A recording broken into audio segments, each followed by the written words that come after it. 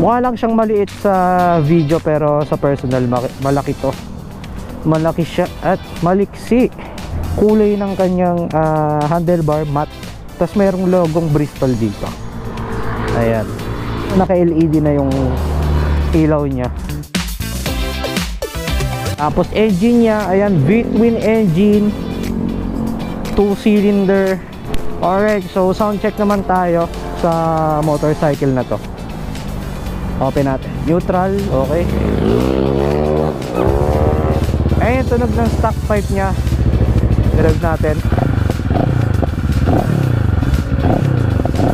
Puputok pa nga ito eh.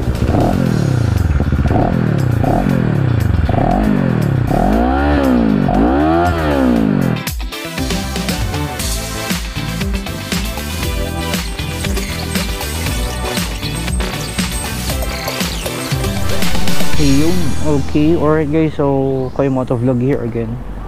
Okay guys, so first impression, syempre retro classic yung motorcycle. Kung makikita nyo, mukha lang siyang maliit sa video pero sa personal malaki to. Malaki siya at maliksi. Itong si Bobber 700. So check natin yung mga lights, LED, projector lights na ata to, itong nasa gitna, pero LED na tong mga ilaw niya. Mapa signal light and headlight, tsaka tail light, tama ba? Alright, so ano na siya, LED. Mamaya pakita ko sa inyo. So ayan yung itsura niya.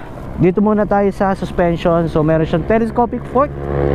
Mamaya ilalagay natin to kung ilang mm to. Tsaka yung disc niya, naka single disc brake, tsaka single caliper. Ayan, tas alam ko may ABS na siya dahil ito, ABS yan. Hindi ko to pwede hawakan at mainit.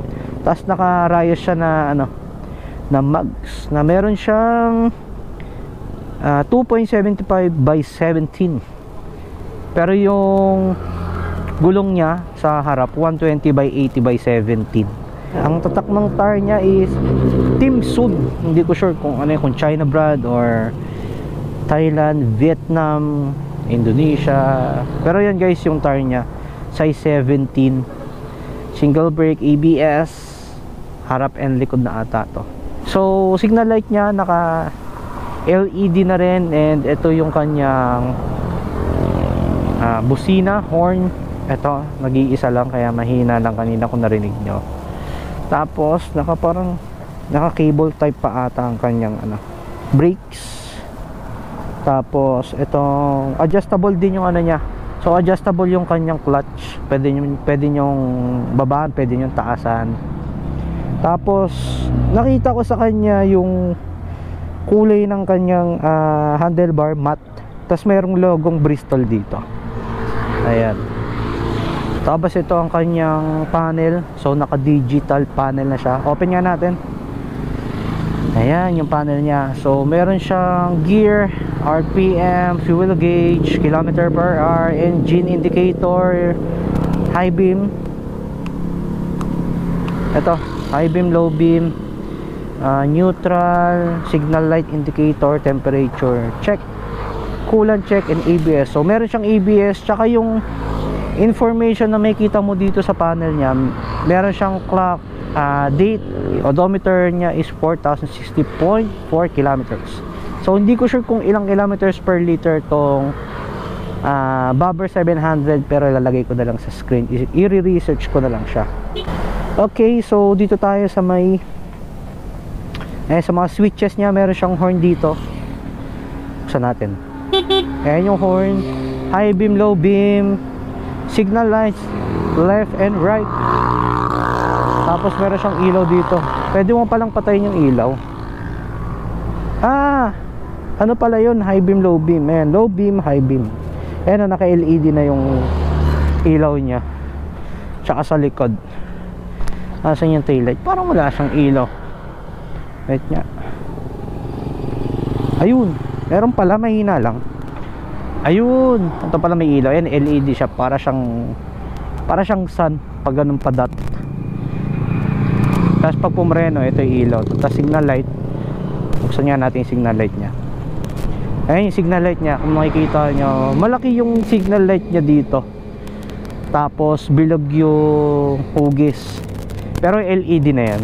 So meron siyang emblem na Bristol dito. Tapos meron siyang parang padding dito, para pag tumama itong tuhod mo dito, dito lang, para makaiwas sa slide.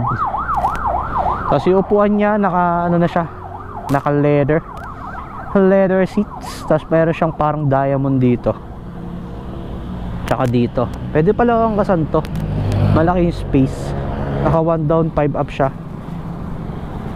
Ano iba yung cambio na ito, hindi siya yung mga karaniwan na cambio.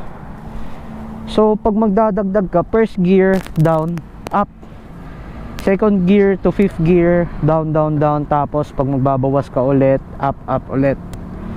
Ang hirap na nahirapan ako kanina pag pag neutral sa kanya.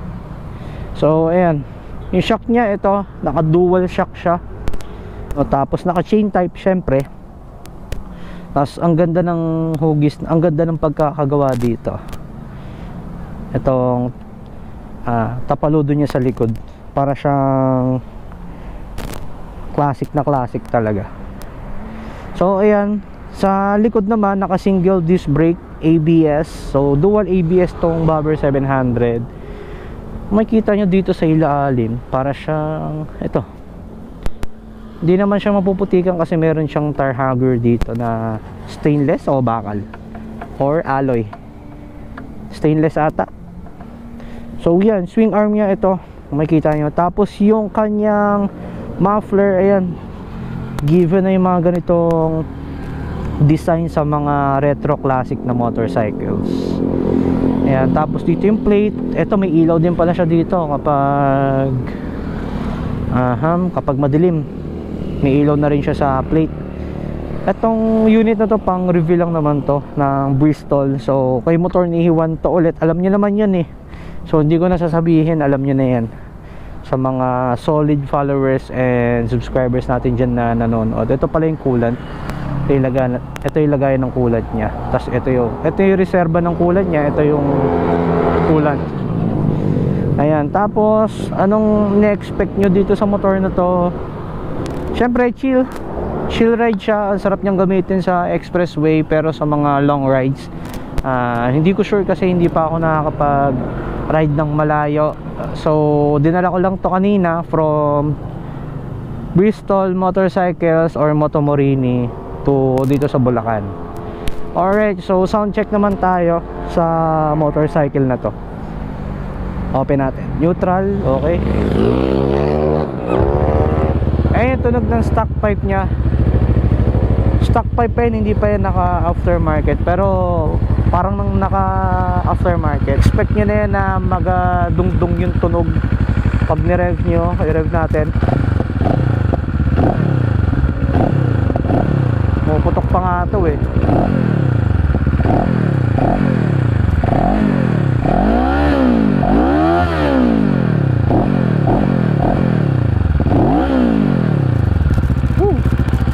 Ayan yung tunog ng Bobber 700. Off muna natin. Ayan, so ano pa bang pwede kong isama dito sa walkthrough or quick review natin dito sa Bobber?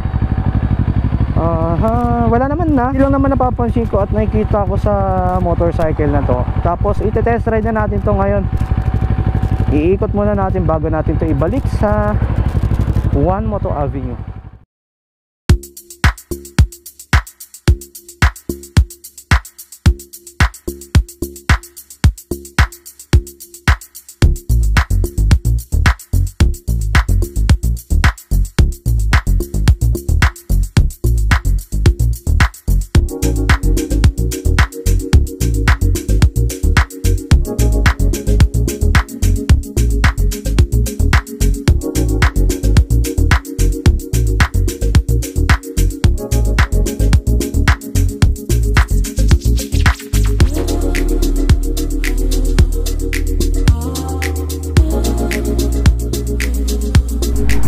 Alright, so tapos ko na siyang i-shot. Nakita nyo naman guys yung specs nya. So nilagay ko na sa screen yung kanyang specs itong Bobber 700. So test ride na natin ulit. Iikot-ikot na natin dito sa Bulacan.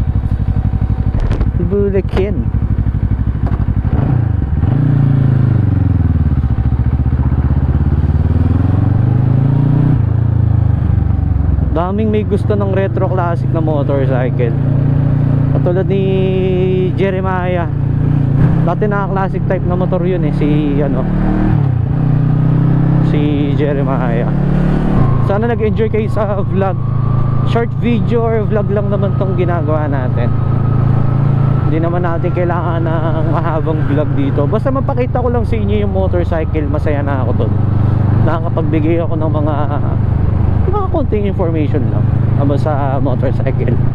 Kasi hindi naman ako hindi naman ako expert sa pag-vlog, sa pag-review ng motorcycle, lalo na mga big bikes. Isang word na masasabi ko lang dito sa motor na to ay cool.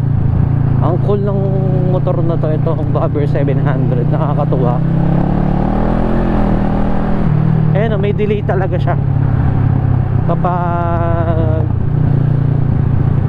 tinrottle mo. Iikot muna tayo, mamaya na natin to ibabalik tong Bobber. Papapogi muna tayo dito.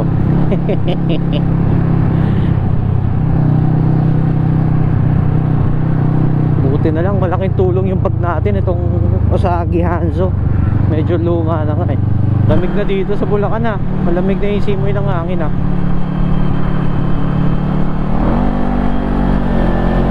delay kailangan talaga daan-daan mo siyang re-rev. Hindi pwede yung sobrang rev, yung biglaang rev. Maputek ang daan. Pero ang sarap niyang gamitin pang chill ride ito. Pansinin nyo, stock 5 pa yan, hindi pa yan naka aftermarket. Pero rinig na. Kanina nga pagdating ng Bobber din sa Motomorini, dinala ni Sir Jester. Alam ko lang may naka big bike. Rinig mo talaga na maingay, tagundong yung tunog.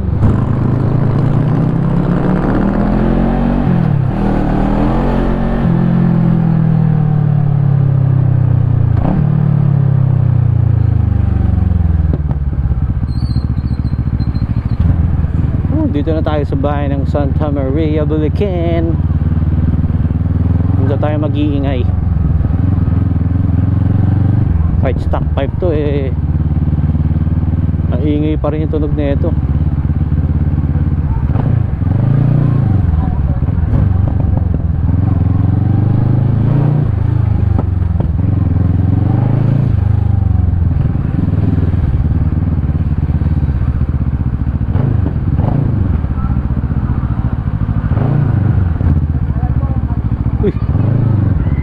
Tayo dito hindi